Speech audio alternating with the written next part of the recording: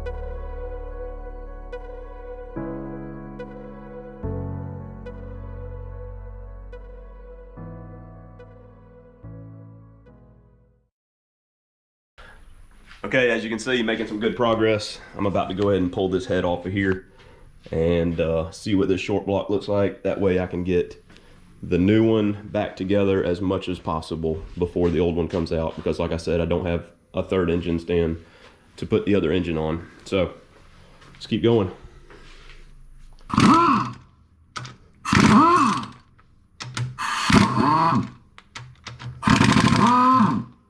I've read on the internet a few different places that to replace these lifters, roller lifters, you have to remove the head. It comes out easy. Why would you want to remove the head?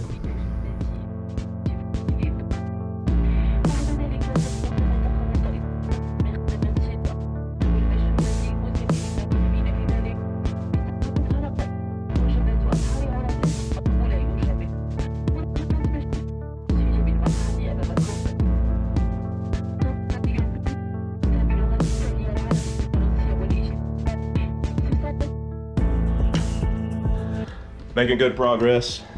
Heads are off, turbo stuff is off. I'm gonna switch over to this engine again. The paint is dry. I need to get that timing cover and that oil pan off. That was on there only to paint it. And then new camshaft, get the assembly lube on, stick the new camshaft in, new timing set needs to go on, and these cylinder heads are gonna go on. So I'm gonna get to work on that.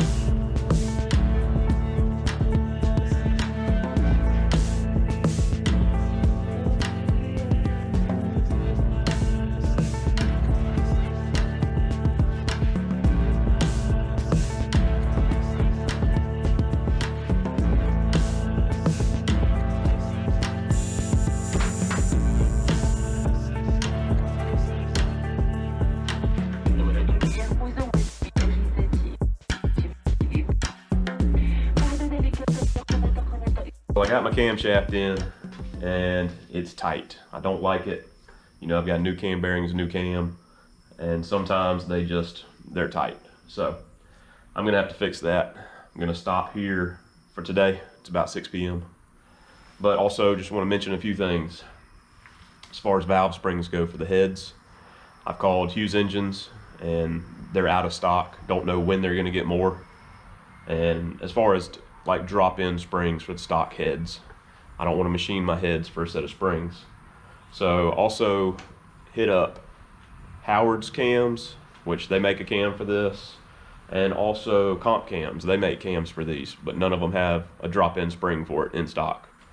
I had a guy mention a pack spring that he said he's used in a few, and they have a little bit bigger OD on the bottom of the spring. So he said sometimes they fit and sometimes they don't in the spring pocket, right?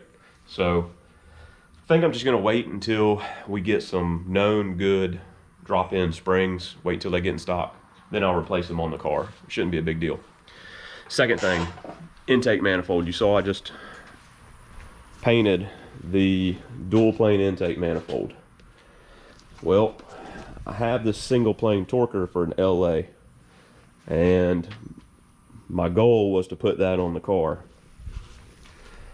Well, I called machine shops, I called Hughes Engines, and nobody wants to drill the heads for the LA intake.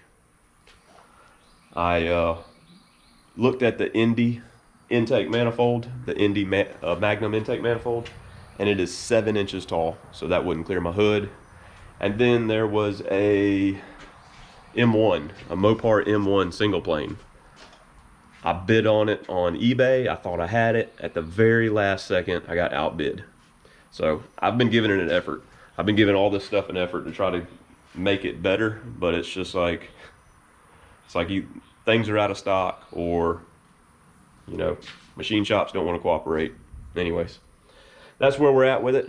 We're gonna go back with the single plane, or the dual plane intake. So dual plane intake's going back on, stock valve springs are going in, and we'll upgrade it as we get a chance. If another M1 intake comes available on eBay, I'll snatch it up.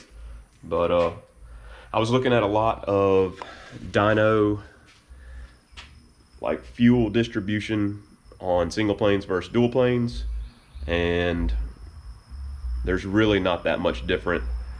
I can't find anything with boost, but I did see one on Engine Masters where they used nitrous on a dual plane and a single plane, and the dual plane with nitrous actually had better fuel management, fuel distribution than the single plane.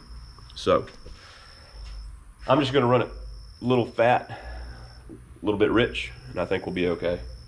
And then I think that's about it. Shirt lasted. I didn't do too bad. I had something on my face and I was wiping it on my shirt, so like doing this.